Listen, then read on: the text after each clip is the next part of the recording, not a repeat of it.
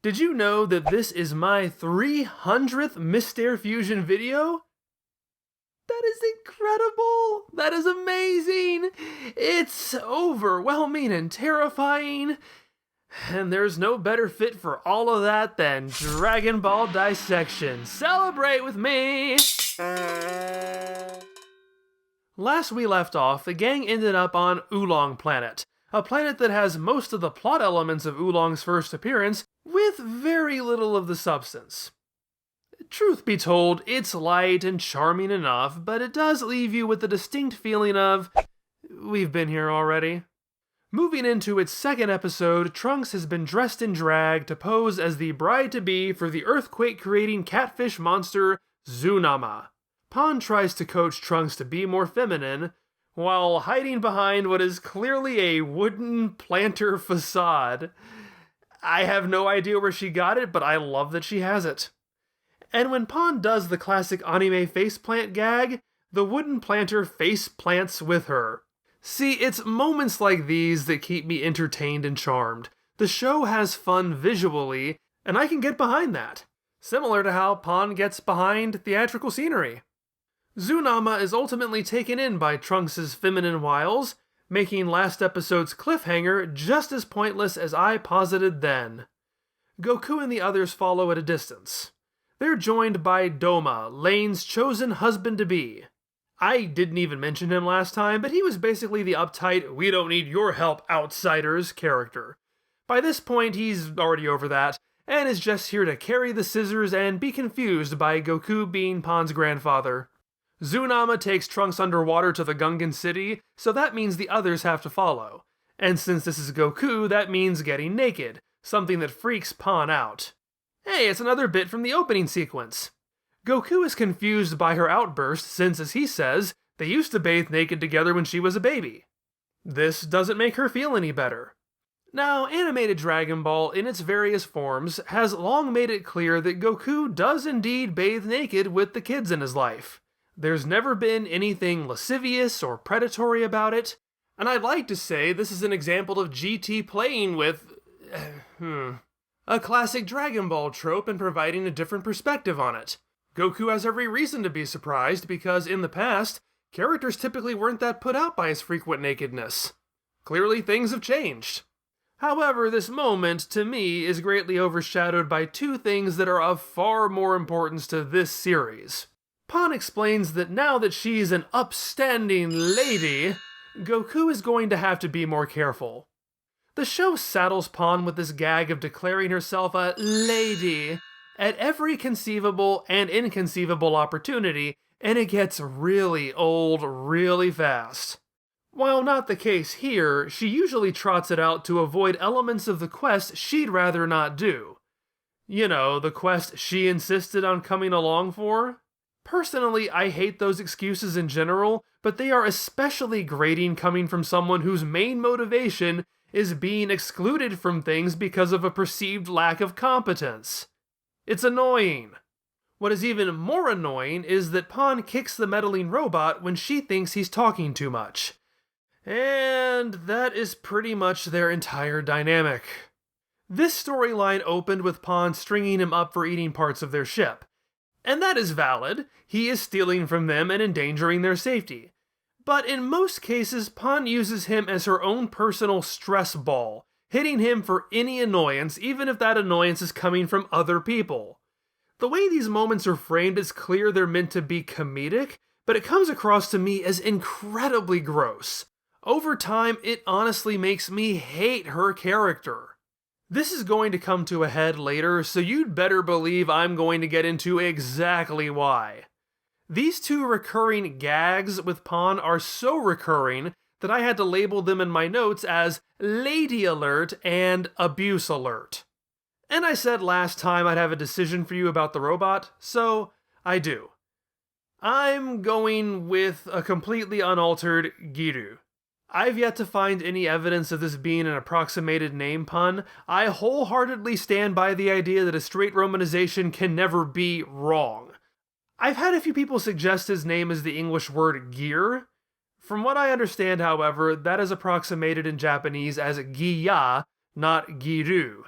But let's assume for a second it's a play on the word, not the word itself, like so many Dragon Ball names are. Well, if that was the case, I'd probably render it then as Giru, and say it the same way. Again, I'm not saying that that is what it means, but Giru works regardless. Zunama and Trunks pop out in Zunama's volcano lair. We continue the standard man disguised as woman tropes, such as Trunks not realizing he's lost his wig. In a fun reversal, though, Zunama decides he actually prefers Trunks' short hair. Or should I say he prefers Tolerance's short hair. Well, unfortunately for Tolerance, it turns out that Zunama is not a big drinker. Yeah, for all of his negative traits, his one positive is that he knows he's a bad drunk and doesn't want to inflict that on others. And understandably, he doesn't like being peer pressured into it. Yeah, you and me both, friend. Instead, Trunks tricks him by splashing the food with sake. So look, I know the ends justify the means here, and I'm not saying it's not okay given the circumstances, but it still comes across to me as very much not a good guy thing to do, to spike someone's food with alcohol and force feed it to him against his explicit consent in an attempt to get that person to pass out to more easily violate his bodily autonomy. Holy shit, I really wrote that whole thing. I get it! I totally do! He's a thief and a kidnapper and he needs to be stopped, but still... So before long, Zunama is totally drunk, and it turns out, to Trunks' horror, that Zunama is a really mean and demanding drunk. Hey, you can't say he didn't warn you. He's demanding more and more food, but Trunks insists he ate it all, which makes Zunama violent. But I don't get this. There was a whole banquet here, and Trunks only fed him 1 spoon and 1 plate. When the others show up, we see there's still plenty of food until Zunama smashes the table. So why isn't Trunks just feeding him? Wouldn't that solve the anger issue to give him what he wants?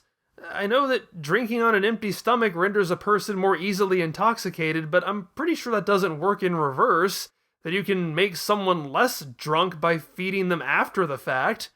But I am a complete teetotaler and have never been intoxicated in my life, so maybe I just don't know all the secrets. Anyway, Zunama passes out, and Doma manages to cut off 1 whisker before he awakens. The jig is up. Zunama threatens to summon an earthquake. Only trouble is, he keeps wiggling his whiskers even after the earthquake has stopped. And the jig is up.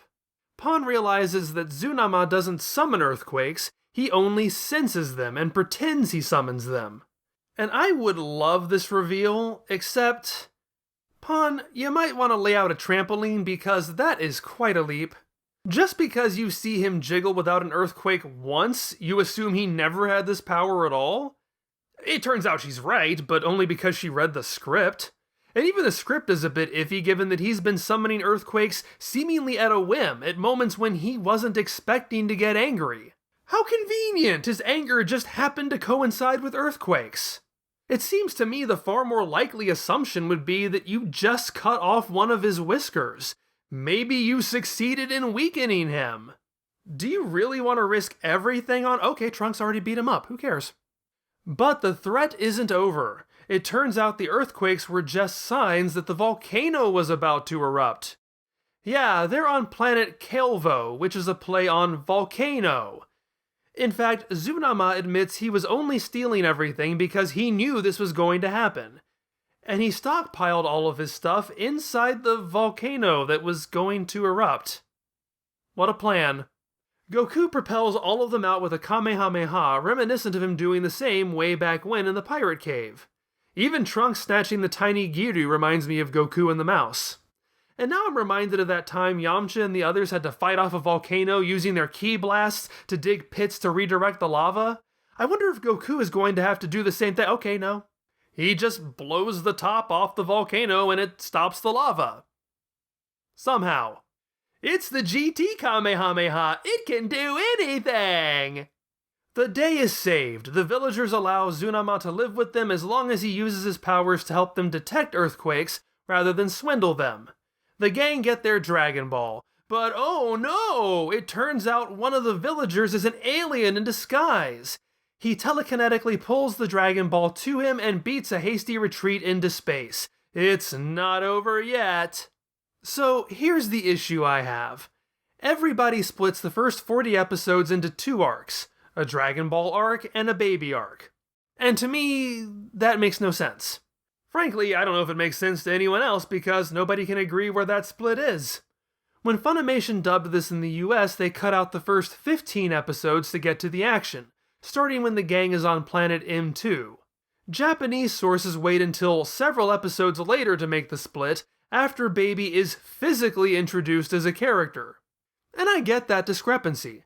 The shift from wacky Dragon Ball hunt to epic battle to save the universe is very, very gradual.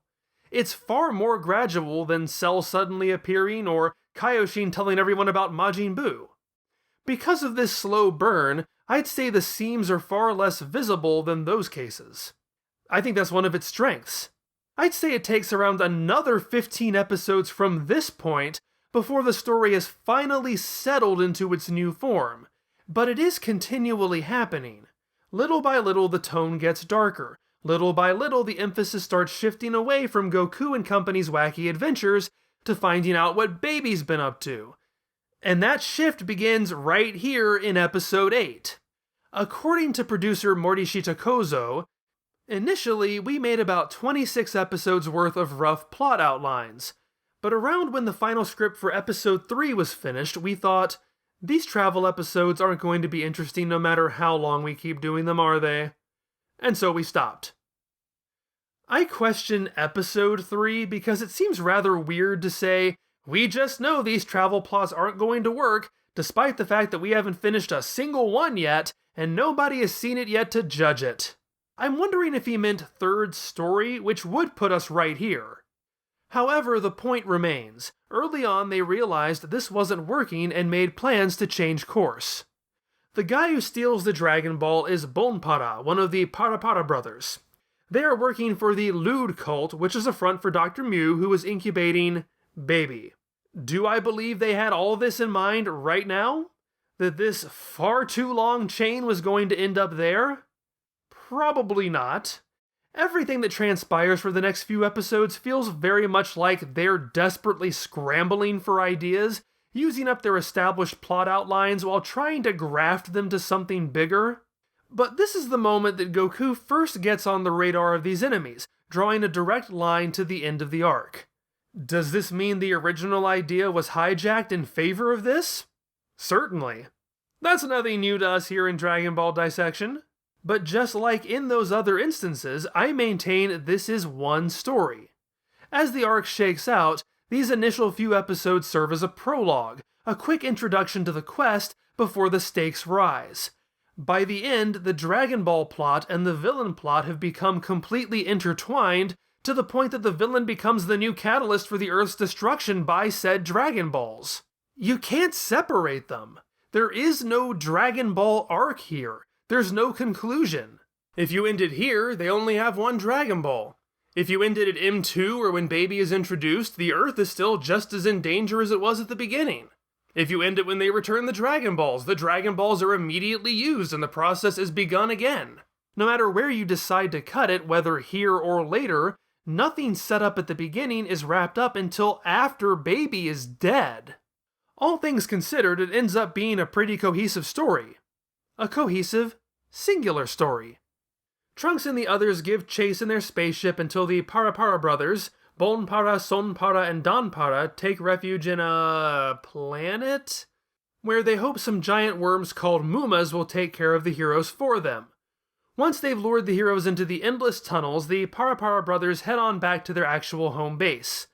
This chase is pretty fun, and is a nice change of pace to all the planet-bound stories. Trunks gets to show off, while the series uses Pond to remind him that he's already said this is his first spaceship. So seeing him believe his own hype only to bounce off an asteroid the second he basks in his own awesomeness is funny. When they jump out of the spaceship to confront the Mumas, Giru lands in this Sentai-esque pose. I love his poses! When the spaceship gets in trouble, its legs wiggle. I love this ship! The Parapara brothers retreat to Planet Lewd, home of the Lewd cult and the ever-present chant, In yaka yaka yaka Ludo sama sama. They work for the priest of this cult, Muchi Mochi, a hooded guy with a whip. He's less than forgiving when operatives return without having retrieved a Dragon Ball, as we see when he transforms a guy into a doll and feeds him to Lewd. See, rudo is doru or doll backwards. The connection doesn't end there, as we'll see. Sacrificing people to Lude to give him energy is a fairly common occurrence. The Parapara brothers are relatively minor in the grand scheme of things, but the show does a good job of economically establishing them. As they give Mochi Mochi their Dragon Ball, Sonpara states that they can make their way in the world after all. It's a small thing, but that one line does so much to drive home that they are small time and in over their heads. It renders them sympathetic despite them just having screwed over our main characters. And that's especially important given that Mochi Mochi reveals that they actually failed to get a Dragon Ball from Goku and the others. You have to feel something for them for this scene to work. Fortunately, the brothers are spared and sent back out, now hoping the Moomas haven't done their job yet. Also fortunately for them, when they get there, the heroes are at a stalemate with the Moomas. Episode 10, I feel, must have run really short because it opens by repeating the end of the previous episode. While it seems rather hard to believe these giant space worms are giving Goku and the others a hard time, I do like the fight itself, as well as the strategy of using their great length to tie them up when head-on brute force fails. I don't know, however, if I agree with the assertion that the longer they are, the less they can defend their tails. I would have thought it'd be the opposite, that long ones would be able to wrap around to their tails far more easily. Still, it's entertaining. The Parapara brothers keep a low profile until the Moomas are defeated. Then they swoop in to take the Dragon Ball. The Parapara brothers take off their chest armor to reveal they're actually a boombox and club lights. Hey, I have to say, as much as I complained about Regic, I like these designs. Anyone who's wearing a built-in boombox is okay in my book. The special power of the Parapara brothers is that they can compel people to dance. Bon para para para bon pa pa! Hey, the second episode in a row with a fun, memorable chant. Even before I ever saw this, I knew it was a rather infamous episode, a sort of standard bearer for how Dragon Ball GT missed the mark when it came to telling Dragon Ball stories. The episode is about 3 comedy villains dancing the heroes into submission. It's silly, it's ridiculous. I love it. I think it's fantastic. It's not perfect. It goes on for far too long, about 6 whole minutes, with far too many reused shots. It's a fun joke, but it's not deep enough to go on for 6 minutes. Like I said, this is already an episode that was reusing animation, so they clearly did not have enough story for this. Even if the music was less repetitive, it would work better. Outside of that, though, it's pretty funny. The dance is catchy, the villains are campy and cute, the heroes doing the chant is funny.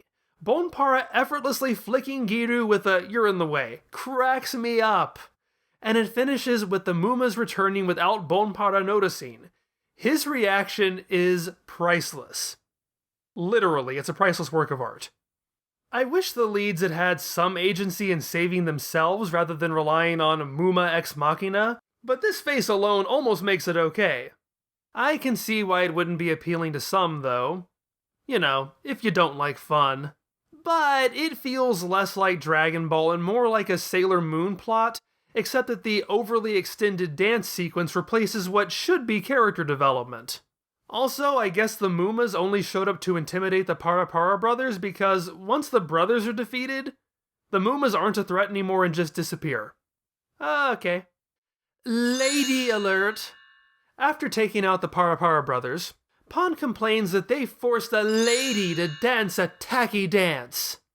See what I mean about this gag quickly stretching credulity?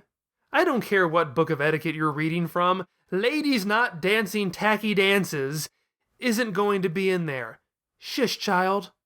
The heroes search the Parapara brothers' ship, but can't find the Dragon Ball since Mochi Mochi already has it. Exhausted and defeated, Trunks leaves Pon and Giru alone. They find a panel readout in an alien language which Giru translates as Target Planet Lude, depart.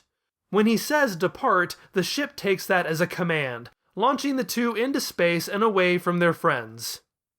Oh, I can just hear Pon now. How dare you make a lady blast off in a mushroom-shaped spaceship at 3:30 in the afternoon before the finger sandwiches are served? Still, unlike the end of our last installment, that's how you do a cliffhanger. The stakes actually shift to a dire position. The story pivots in a new direction. So yes, I liked these episodes. That's it for today. I hope you had a good time. Please be sure to check out my other 299 videos, including but certainly not limited to my other ongoing series, Mighty Morphin Zyurangers. Even if you're not a Power Rangers fan, it's just a wild, silly ride. Not unlike being a lady in a mushroom ship. When you get right down to it, we're all ladies in mushroom ships. What does that mean? That's for you to figure out, but I assure you it's very wise. Thanks to all my channel supporters, and I'll see you next time!